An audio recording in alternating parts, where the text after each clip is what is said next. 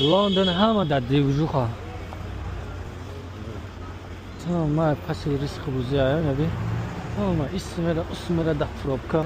باشه پس لکاس یلا باش خلیل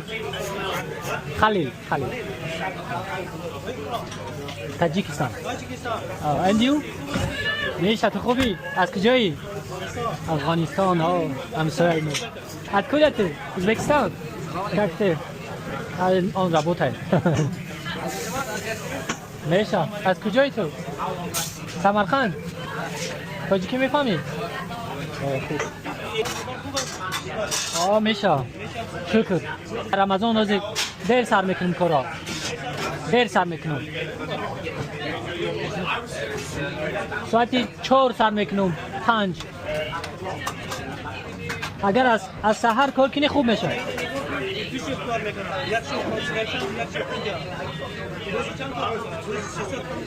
آدمی آهنی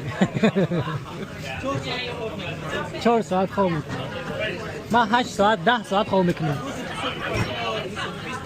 ماشاءالله 250 پولی خوب است در یک روز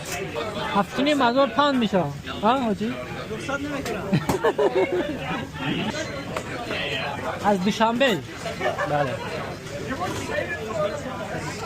سایت ازبکستان است یا چیز از ما دور است برادر جانو شبای خوش کاری خوب احتیاط کنیم خوب مانیم next time یکم روز دیگه میبیام میشنیم با حضور در امانی خدا میبینی بچه ها را بچه های تاجیکی افغانستانی تاجیکی سمرقندی تاجیک هم مجاده تاجیک نه برادر جانو یا تاجیک هم میبینی خرسان میشی بو زنده باشه نه